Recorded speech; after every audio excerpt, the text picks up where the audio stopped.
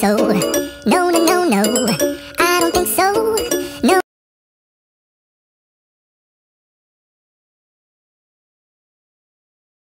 వాళ్ళందరినీ కూడా తగిన ఋషీశ్వరులకి మహర్షులకి అందరికీ ఇచ్చి ఆయన వివాహాలు చేశారు.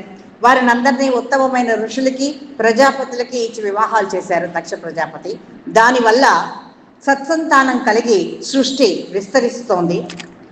అమ్మవారు పుట్టక మునుపు దక్ష ప్రజాపతికి అమ్మవారు కండిషన్ పెట్టింది. అదేంటి అంటే, నేను నీ కుమార్తెగా పుడతాను, కానీ ఒక కండిషన్ ఏంటి అంటే, నేను నీకు పుట్టాక నువ్వు నన్ను శివుడికి ఇచ్చి వివాహం చేయాలి అని ఒక కండిషన్ పెట్టింది. దానికే ఉంది, చేసేస్తాను అన్నాడు. కానీ నిజంగా తన కూతురే అనుకున్నాడు. కానీ ఆవిడ కుమార్తెగా తన దగ్గరికి వచ్చాక నిజంగా నా కూతురే అనుకున్నాడు. ఇంత అపురూపంగా పెంచుకున్నాడు దాన్ని. ఆవిడని పెంచుకుని ఈవిడిని తీసుకెళ్ళి ఆ శ్మశానాల్లో ఉన్నవాడికి ఇస్తాడా? మీరు ఇస్తారా? ఆటో వాడికి ఇచ్చి పెళ్లి చేస్తారా? మీ అమ్మాయిని గదిలో పెట్టి తాళం వేస్తారు కదా. ఇక్కడ కూడా అదే జరిగింది. తన కూతురే అనుకున్నాడు, నా కూతురే కదా అనుకున్నాడు. రుద్రుడంటే చిరాకు. ఈ అమ్మవారికి వివాహం ఆయనతోనే ఎప్పుడో అయిపోయింది. కానీ దక్ష ప్రజాపతి ఏమనుకున్నాడు, సరే ఏదో పడ్డారు, కింద మీద పడ్డారు, ఆవిడకి శివుడితో పెళ్ళైపోయింది. కానీ దక్ష ప్రజాపతికి మాత్రం ఆ రుద్రుడు అంటే ఒక రకమైన చిరాకు అనమాట. కొంతమంది మామగారులు అలాగే ఉంటారు కదండి. అల్లుడు అంటే ఇష్టం ఉండదు, ఆ అల్లుడికేమో మామగారు అంటే ఇష్టం ఉండదు. ఒకళ్ళనొకళ్ళలో తిట్టుకుంటూ ఉంటారు. మధ్యలో వీళ్ళు చచ్చిపోతూ ఉంటారు. అత్తగారు ఈ కూతురు సర్ది చెప్పలేక. ఎన్ని సినిమాల్లో చూడలేదండి మనం. డబ్బు లేని అల్లుడు, లేకపోతే పేదింటి మామగారు ఇలా కొట్టేసుకుంటూ ఉంటారు. ఈ అమ్మాయి ఏమో వెళ్ళి వాడిని పెళ్ళాడుతుంది. ఇక్కడ కూడా అదే జరిగింది. సో రుద్రుడు అంటే చిరాకు. ఈయనేమో ఒక యజ్ఞం తలపెట్టాడు, శివుణ్ణి పిలవలేదు. ఆయనంటే ఇష్టం లేదు కదా. చిచ్చి ఆయన్ని పిలవడం ఏమిటి, అది స్టేటస్ సింబల్, మా స్టేటస్కి ఆయన సరిపోడు, ఆయన పిలిచేది ఏమిట్లే అనుకున్నాడు. యజ్ఞం స్టార్ట్ చేశాడు. కానీ అమ్మవారు ఊరుకోలేదు, శివుణ్ణి పిలవలేదు. మానమో అవమానమో శివుడికి రెండు ఒకటే. నువ్వు పిలిస్తే ఎంత, పిలవకపోతే ఎంత, నేను అక్కడే ఉన్నాను. ఆ యజ్ఞం రూపంలో ఉన్నది నేనే, నువ్వు నన్ను పిలిచేదేమిటి పిచ్చిమోహమా అంటే. దక్ష ప్రజాపతి ఒక పరిమితమైనటువంటి స్థాయిలో ఉన్నాడు, శివుడు అపరిమితం. ఆయనకి మానము లేవు, అవమానము లేవు. మీరు కూడా ఎప్పుడైతే రాగం, ద్వేషం, అహంకారాలకు ఇవి రెండు ప్రతిరూపాలను చెప్పాను కదండి. ఈ పాయింట్ మనం చాలా స్ట్రాంగ్గా గుర్తుపెట్టుకోవాలి. అహంకారం, అది చాలా అహంకారం అంటారు. అహంకారం అంటే ఏంటి? రాగము, ద్వేషము. అదంటే ఇష్టం, ఇదంటే ఇష్టం, ఇష్టం, అంతే. ఆ రెండింటిని న్యూట్రలైజ్ చేస్తే అహంకారం నశిస్తుంది అన్నారు. ఎప్పుడైతే నీలో అహంకారం నశిస్తుందో నువ్వు పరిమితుడివి కాదు, నువ్వు అపరిమితుడివి. అపరిమితుడివి అంటే ఏముంది? You would accept everything. Once నువ్వు ఎప్పుడైతే అపరిమితుడు అవుతావో నువ్వు సంతోషంగా ఉంటావు, నువ్వు హ్యాపీగా ఉంటావు. అవునా కదా? నీకేం డిఫరెన్స్ లేదు, నీకు మానం లేదు, అవమానం లేదు, వాళ్ళు ఎవరో పిలవలేదు, అయినా సరే మీ ఆవిడ బలవంతం చేసి నేను పెళ్ళికి తీసుకెళ్ళింది. పిలవలేదన్న ఫీలింగ్ నీకేం లేదు, మీ ఆవిడ వైపు చుట్టాలు వాళ్ళు, నువ్వు పెట్టావు. అక్కడ నిన్ను అవమానించినా నీకు బాధ లేదు, నిన్ను సన్మానించినా కొంగు లేదు, పొంగు లేదు, ఏమీ లేదు. That is the first step for ఆధ్యాత్మికతకి. నువ్వు ఎక్కవలసిన ఫస్ట్ స్టెప్ ఏంటి అంటే రాగాన్ని, ద్వేషాన్ని జయించడం. ఎన్ని రోజుల నుంచి ధ్యానం చేస్తున్నారు, కానీ మమ్మల్ని పిలవలేదండి వాళ్ళు, మాకు మర్యాద చేయలేదండి వాళ్ళు. ఏమనుకుంటున్నారండి? నేను ఎప్పటి నుంచి నేను మాస్టర్ అండి. ఏమిటి మాస్టర్? నీ మొహం రాగం, ద్వేషం నువ్వు జయించలేకపోయావు, ఇంకా నువ్వేం మాస్టర్? అహంకారం నశించిందా నీలో, అప్పుడే నువ్వు మాస్టర్. అప్పుడే నువ్వు వెళ్ళి ఎవరికైనా 4 మాటలు చెప్పే అర్హత నీకుంది. లేనప్పుడు ఇంకేంటి మాస్టర్? ముందు నిన్ను నువ్వు జయించు అని చెప్తారు కదా, అదే జరిగింది ఇక్కడ. సో మానమో అవమానమో రెండు ఒకటే. ఊరుకున్నాడు, కానీ అమ్మవారు ఊరుకోలేదు. ఆవిడ ప్రకృతి కదా, అందుకని ప్రకృతి అంటే కల్లా ప్రకృతికి ఉన్న క్వాలిటీ ఏంటండి? ప్రకృతి అనేసరికల్లా టైం టు టైం అది మారిపోతూ ఉంటుందండి. అది అమ్మవారి తత్వం. చంచల ఇవాళ ఇప్పుడు శాంతంగా ఉంది, తర్వాత రౌద్రంగా ఉంటుంది, తర్వాత ఏమి పట్టించుకుందంటే మాత్రం కళ్యాణం చేసేస్తుంది. అలాగా ప్రకృతి నిమిషాలు ఇప్పుడున్న టెంపరేచర్ ఇంకో గంట ఉండదండి, మారిపోతూ ఉంటుంది. కానీ అమ్మవారి ఇక్కడ ఊరుకోలేదు. ఆవిడేం చేసింది అంటే, పరమేశ్వరుని అవమానిస్తే ప్రకృతి సహించదు. అమ్మంటే ప్రకృతి. దాక్షాయణి దైత్యహంత్రి దక్షయజ్ఞ వినాశిని. లలిత శాస్త్రాల్లో మనకు వస్తుంది. దాక్షాయణి దైత్యహంత్రి దక్షయజ్ఞ వినాశిని. ఆవిడ హితబోధ చేసింది. రుద్రుడు వెళ్ళింది, హితబోధ చేసింది. దక్ష ప్రజాపతి వినలేదు. శివుడే దాత, శివుడే భోక్త, యజ్ఞమంతా శివస్వరూపమే, ఫలం ఇచ్చేది కూడా శివుడే. ఈ ద్వేషం ఏమిటి నాన్న నీకు అల్లుడి మీద? యజ్ఞభుక్త యజ్ఞకర్త, యజ్ఞభుక్త యజ్ఞకర్త, యజమాన స్వరూపిణి. ఇచ్చేది వాడే, పుచ్చుకునేది వాడే. ఇచ్చేదంతా శివుడే నాన్న, తీసుకునేది వాడే నాన్న.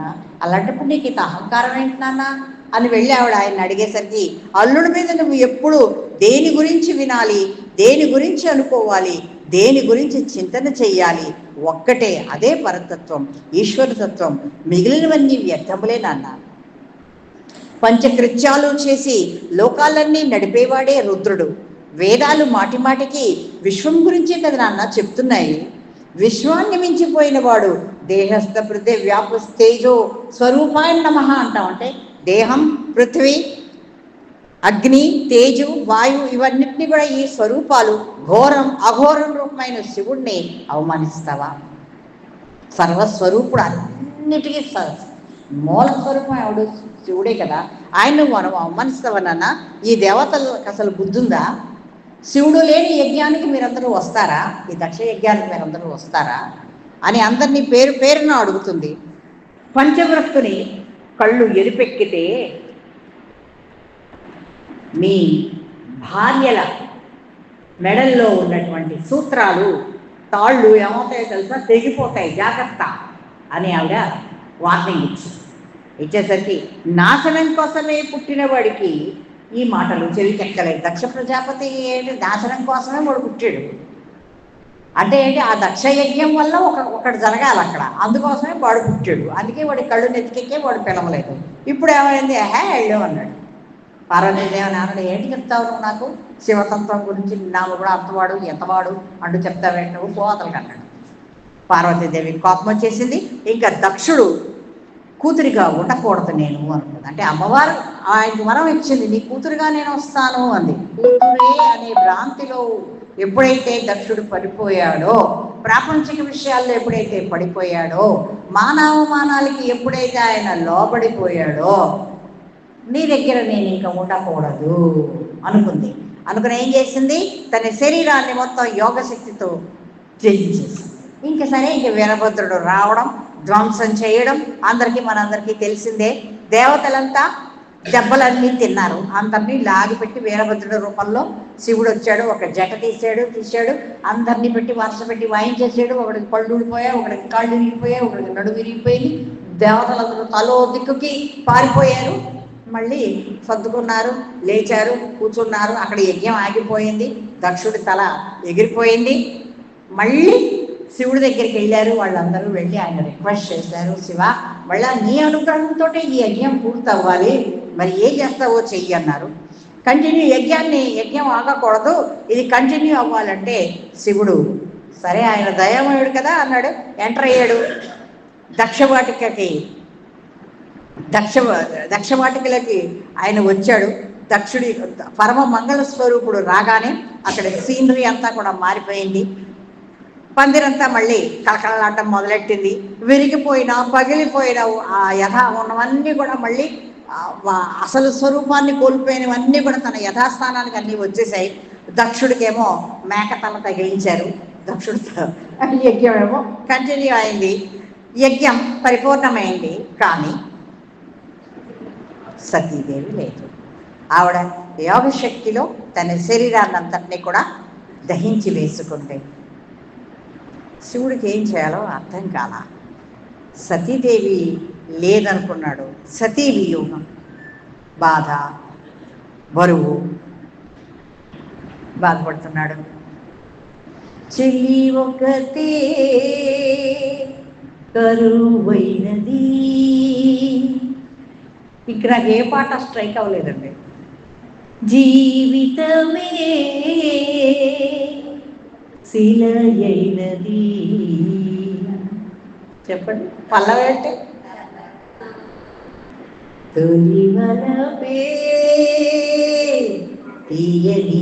ఆయనంటే చెప్పేద్దరు, మీ వారంటే చెప్పేద్దరు. మదిలో ఎన్నడు మాయనిది. శివుడు పాపం విరహాలు, ఆయన పాపం చాలా బాధలు. ఆయన ఏం చేశాడు, ప్రపంచం అంతా కూడా శూన్యమైపోయింది, ఆయనకి సతీదేవి లేదు, ఎలాగా అనుకున్నాడు.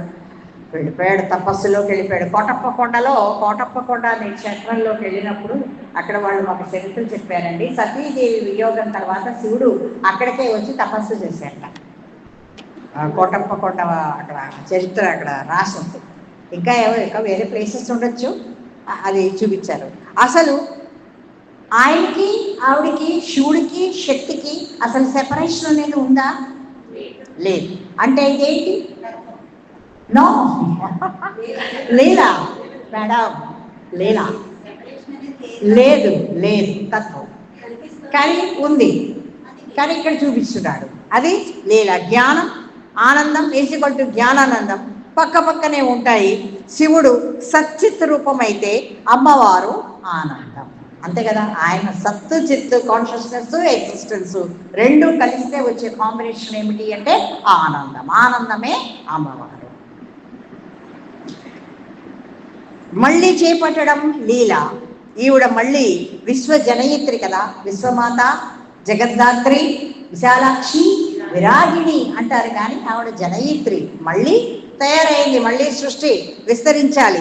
పరమేశ్వరుడు తపస్సు కూర్చున్నాడు.